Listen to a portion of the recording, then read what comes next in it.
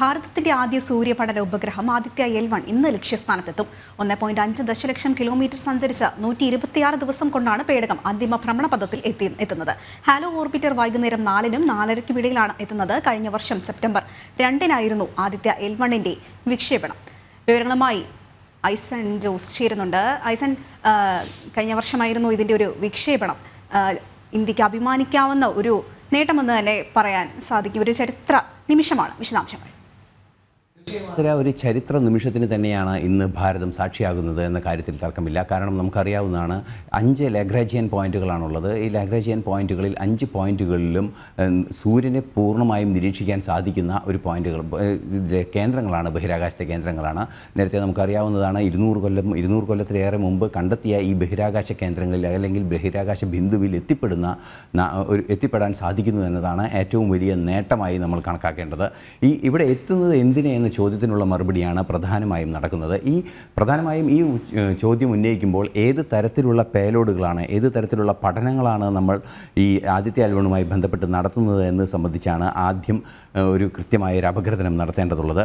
അത്തരത്തിൽ ആദിത്യ L1ൻ്റെ ആ അപഗ്രഥനം നടത്തുമ്പോൾ ആദിത്യ L1ലുള്ള പേലോഡുകൾ സംബന്ധിച്ചുള്ള വിശദീകരണമായിരിക്കും ആദ്യം നൽകേണ്ടത്. അതായത് ഈ കൊറോണോഗ്രാഫ് എന്ന് പറയുന്ന ഒരു സംവിധാനമുണ്ട് പേലോഡിൽ. അതായത് ഈ സൂര്യനിൽ നമുക്ക് ദൃശ്യങ്ങളിൽ കാണുന്ന, അല്ലെങ്കിൽ നമുക്കിപ്പോൾ നേരിട്ട് പകൽ വെളിച്ചത്തിൽ സൂര്യനെ കാണുമ്പോൾ സൂര്യൻ്റെ കൊറോണ അല്ലെങ്കിൽ ഔട്ടർ മാൻറ്റിൽ എന്നൊക്കെ പറയുന്ന ആ പ്രദേശമാണ് നമുക്ക് ദൃശ്യമാകുന്നത്.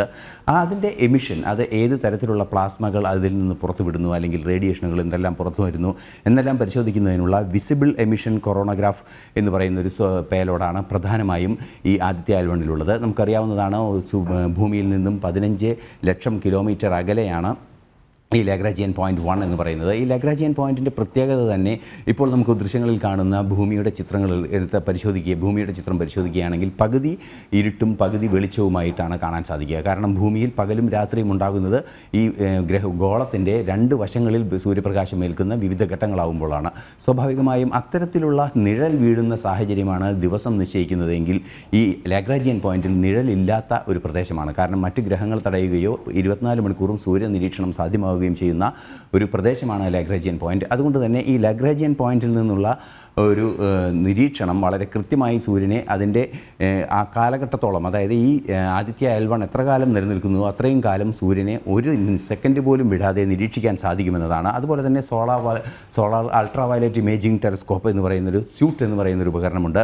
അതുപോലെ തന്നെ solar low energy x-ray spectrometer എന്ന് പറയുന്ന മറ്റൊരു ഉപകരണവുമുണ്ട്. ഈ ലോ എനർജി എക്സ്റേ സ്പെക്ട്രോമീറ്റർ എന്ന് പറയുന്നത് സമാനമായി നേരത്തെ നമ്മൾ എക്സ്പോസാറ്റെല്ലാം തന്നെ വിക്ഷേപിച്ചപ്പോൾ എക്സ്റേ പഠനങ്ങളാണ്. അതായത് അതിശക്തമായ ഊർജ്ജം നിൽക്കുന്ന പ്രദേശങ്ങളിൽ നിന്നും വമിക്കുന്ന റേഡിയേഷൻസ് ആണ് എക്സ്റേ എന്നുകൊണ്ട് ഉദ്ദേശിക്കുന്നത്. സ്വാഭാവികമായും ആ പ്രദേശത്തെ താപനില അളക്കുന്നതിന് എക്സ്റേയുടെ ആ വ്യതിയാനം പരിശോധിച്ചാൽ സാധിക്കും. അതുകൊണ്ട് തന്നെ സൂര്യൻ്റെ ഉള്ളിലേക്ക് പോകുന്ന ടെമ്പറേച്ചർ അളക്കുന്നതിനുള്ള സംവിധാനങ്ങളൊക്കെയാണ് എക്സ്പോസൈറ്റിൽ ഉദ്ദേശിക്കുന്നത്.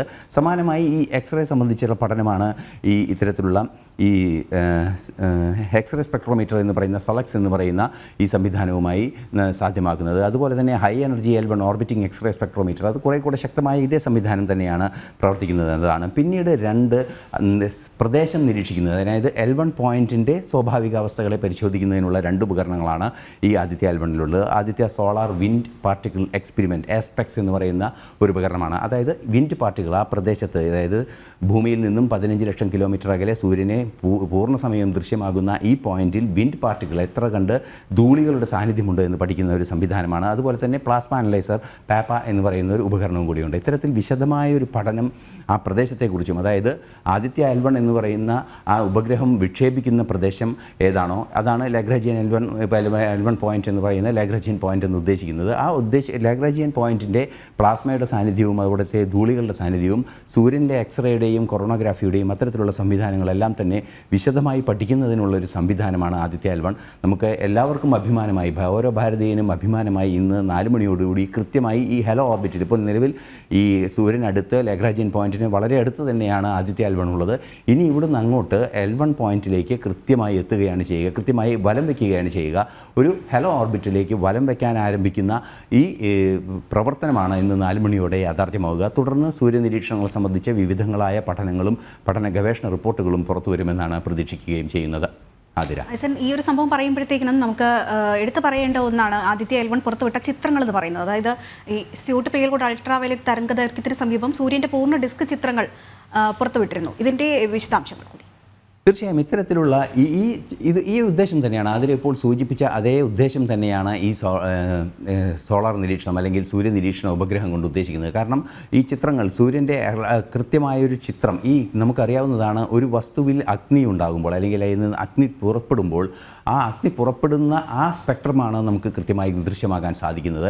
അതിനകത്തുള്ളത് അതായത് കൃത്യമായി ആ ഡിസ്ക് എത്ര കണ്ട്, അതായത് സൂര്യൻ എന്ന ഈ പ്ലാസ്മയ്ക്കകത്തുള്ള ഡിസ്കിൻ്റെ കൃത്യമായ അവസ്ഥ, അതായത് അഗ്നിനാളങ്ങൾക്കുള്ളിലുള്ള ഡിസ്കിൻ്റെ കൃത്യമായ അവസ്ഥ സംബന്ധിച്ച ആദ്യ ലോകത്തെ ചിത്രം പകർത്തിയത് ഈ ആദിത്യ L1 സൂട്ട് പേലോഡാണ് എന്നാണ് നമുക്കിപ്പോൾ മനസ്സിലാക്കാൻ സാധിക്കുന്നത്. അത് അത്തരത്തിലുള്ള വിവരങ്ങളാണ് അൾട്രാവയലറ്റ് ഇമേജിംഗ് ടെലസ്കോപ്പിൽ നിന്നും ലഭിച്ച വിവരങ്ങളാണ്, ഈ സൂട്ടിൽ നിന്ന് ലഭിച്ച വിവരങ്ങളാണ്.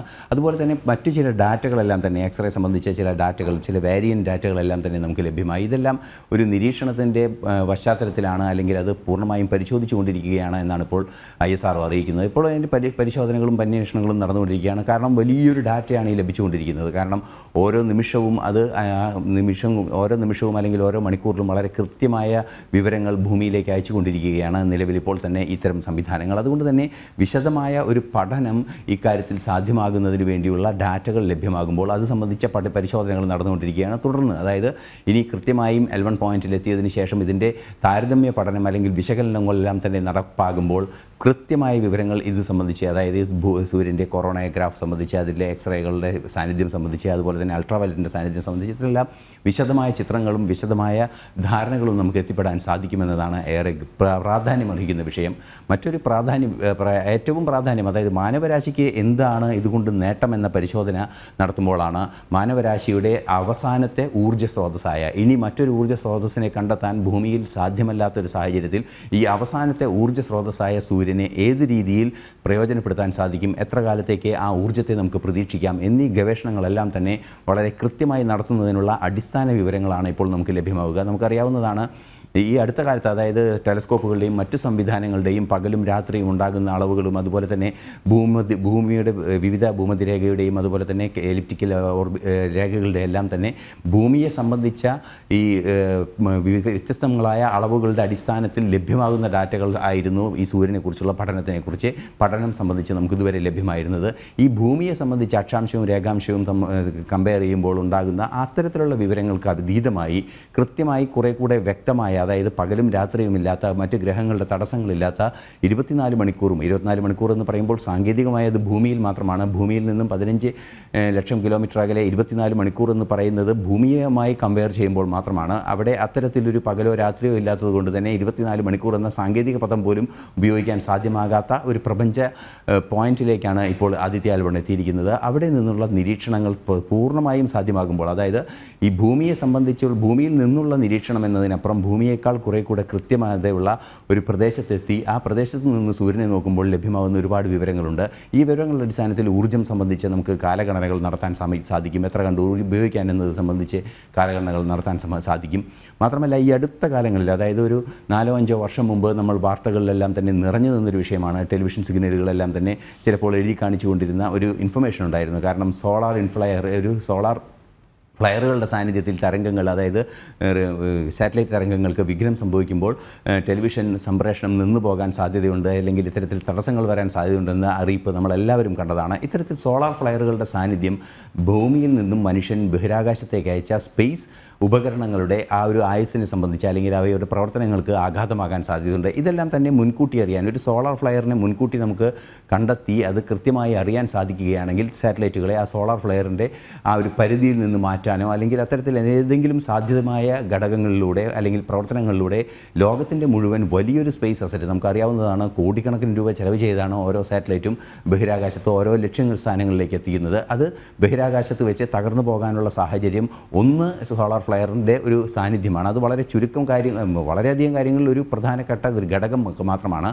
ആ വിഷയത്തെ കൃത്യമായി പഠിക്കുകയാണെങ്കിൽ, അതായത് വാർത്താവിതരണ സംപ്രേഷണ സംവിധാനങ്ങൾക്ക് വിഘ്നമായി മാറിയേക്കാവുന്ന സോളാർ ഫ്ലയറുകളെക്കുറിച്ച് പഠിക്കാനും അത് ഫോർകാസ്റ്റ് ഫോർകാസ്റ്റ് ചെയ്യാനും സാധിക്കുകയാണെങ്കിൽ നമുക്കിപ്പോൾ മഴ വരാനുള്ള സാധ്യത ഉണ്ട് എന്ന് കണക്കാക്കി കൃത്യമായി അതിന് മുന്നറിയിപ്പ് നൽകുന്നത് നമുക്കറിയാവുന്നതാണ്. വാർത്തകളിലെല്ലാം തന്നെ പല red alert, yellow alert, orange alert എല്ലാം തന്നെ നൽകുന്നത് പോലെ അലർട്ടുകൾ നൽകി സ്പേസ് അസറ്റിനെ സുരക്ഷിതമായി സൂക്ഷിക്കാൻ സാധ്യതയുള്ള ആ ഡാറ്റ കൂടി തയ്യാറാക്കുന്നതിന് ഈ തരത്തിലുള്ള പരീക്ഷണങ്ങൾ കൊണ്ട് സാധ്യമാകുമെന്നതുകൊണ്ട് തന്നെ ഏറെ പ്രാധാന്യമർഹിക്കുന്നതാണ്. നമുക്ക് നിലവിലെ സാഹചര്യത്തിൽ 2023 വിക്ഷേപിച്ച് 2024 ലക്ഷ്യസ്ഥാനത്തെത്തുന്ന ആ ഒരു ഈ കാലഘട്ടത്തിൻ്റെ വേണ്ടി മാത്രമല്ല, മറിച്ച് നൂറ്റാണ്ടുകൾ നിലനിൽക്കുന്ന ആ ശാസ്ത്ര പഠനങ്ങൾക്ക് ആവശ്യമായ രേഖകളും അടിസ്ഥാന ഡാറ്റകളുമായിരിക്കും ആദിത്യ L1 ഭൂമിയിലേക്ക് അയക്കുക. അത് മാനവരാശിയുടെ വലിയൊരു മുന്നേറ്റത്തിന് കാരണമായേക്കാവുന്ന ശാസ്ത്ര സത്യങ്ങളും ആയിരിക്കും.